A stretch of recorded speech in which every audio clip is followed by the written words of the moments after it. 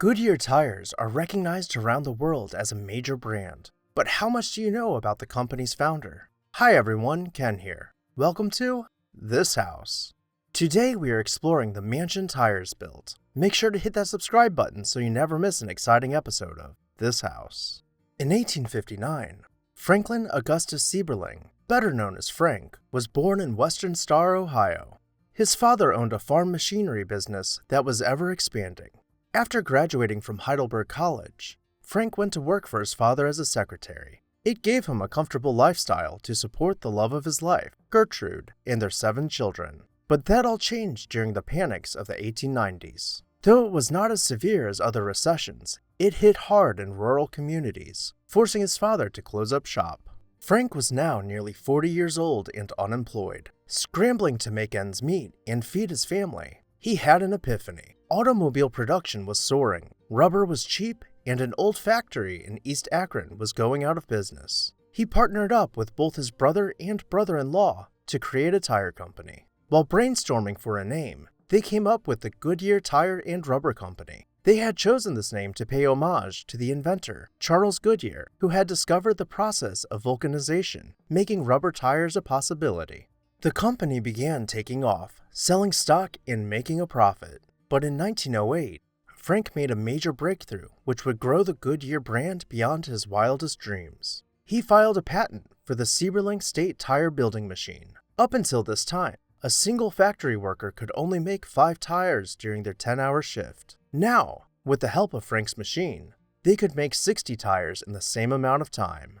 It's no surprise that by 1916, the Goodyear Tire and Rubber Company had become the largest producer of tires in the world. Frank continued to refine tires, experimenting with various tread patterns and creating the pneumatic truck tire to replace solid tires. Frank began investing back in Akron, building affordable neighborhoods for factory workers and their families. He also purchased land for parks, built a hospital, and funded schools. He was effectively transforming Akron into one of the most desirable towns, so it came as no surprise when he decided to settle down here permanently, rather than move to Manhattan like so many other barons of industry. In 1915, Frank hired Ohio-born architect Charles SUMNER SCHNEIDER to design for him a sprawling Tudor Revival-style mansion. Coming in at 64,500 square feet, the all-brick home boasted half-timbered gables and a 4-story tower protruding from the slate roof. Gardens surrounded the house, with paths and bridges branching out into heavily forested enclaves of natural beauty. The interior of the mansion was adorned with woodwork at every turn. The stairs gracefully ascended the 4-story tower below diamond-paned and stained-glass windows set in arching millwork. The geometric ceiling radiated from a pendant light suspended in the center, floating above intricately carved wooden balustrade set between oversized newel posts spiring upwards. Tucked to the side, hidden in the wall panels, was an elevator finished out to be as luxurious as the rest of the stair hall. The great hall soared, with double-height ceilings opening to exposed beams and trusses above a limestone fireplace. To one side, bay windows were set in archways, flooding the room with natural light. To the other side, a balcony rested on wood posts, expanding one end to the other. The open-concept dining and living room was anchored on a single rug above the stone floors, lending its likeness to that of the great hunting lodges which Frank and his wife had fallen in love with while vacationing in England. The dining room was finished out with wood wall panels, separated by pilasters and bound together by a simple frieze, above which were scenes depicting figures amongst nature. The Jacobean ceiling held 2 crystal chandeliers above each end of the dining room table, which was centered on a stone fireplace, flanked by sconce lights and resting below intricate relief work in its upper mantel. The music room was massive, once again clad with wood wall panels. Guests could sit on semicircular sofas, enjoying live music echoing throughout the room from the intricately framed stage.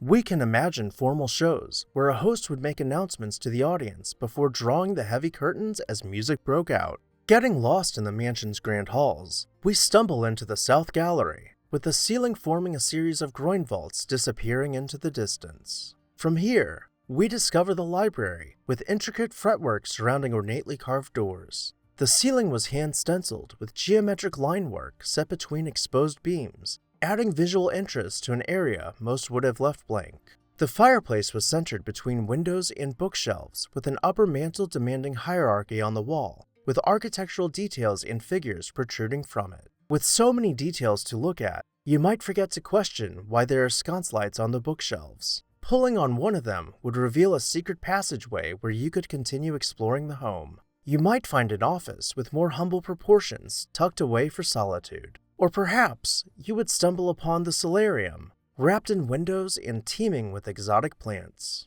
Perhaps you would wind up on the second floor in the Gothic bedroom with its oversized stone fireplace set below exposed trusses vaulting above you. Continuing on, you would come across Frank and Gertrude's bedroom with a 4-poster bed made of heavy wood sealed off by floral curtains. Gertrude's dressing room was gilded with painted doors ornamented to appear as wall panels. She would have outfits planned for the day and set out ready to be worn. Her private bathroom was tiled from floor to ceiling with a groin vault converging on a simple, modern pendant light.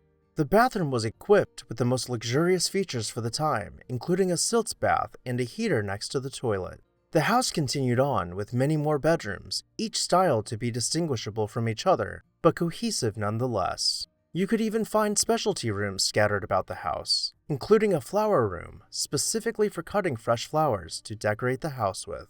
Of course, a house of this magnitude took an abundance of servants to run. The laundry room alone featured 4 wet sinks amongst the most cutting-edge laundry machines of the time. We can imagine an entire kitchen crew cooking every meal for the family in the industrial kitchen stocked with state-of-the-art appliances, and a separate pantry with built-ins containing enough food to feed a party. The servants' quarters were considerably nicer than most working-class homes of the time. The servants' hall was finished out with wood paneling and antique furniture, and included radiator heating, allowing them to feel comfortable while off the clock. It was said that Frank never became disconnected from his roots. He believed in building community and giving back where he could. He made massive donations to parks, hospitals, schools, and charities, being involved with over 20 separate organizations with the goal of making life better for anyone in need of help in Akron. At the age of 95 years old, Frank passed away, leaving his estate to his 6 surviving adult children. They set up a nonprofit organization, the Stan Hywet Hall Foundation, for the house's preservation, then donated the house for public use. It can be visited seasonally, and if you do happen to take a tour, make sure to look above the front door where you will find Frank's daily reminder, translating to, "Not for us alone." As we finish this video, make sure to let me know which room was your favorite down below in the comments section. And while you're there, make sure to hit that subscribe button so you never miss an exciting episode of This House. I would also like to extend a special thank you to our This House supporters whose names you can see on screen right now. If you would like to see your name on the screen and show your support, join our membership program today. I'll see you next time on This House.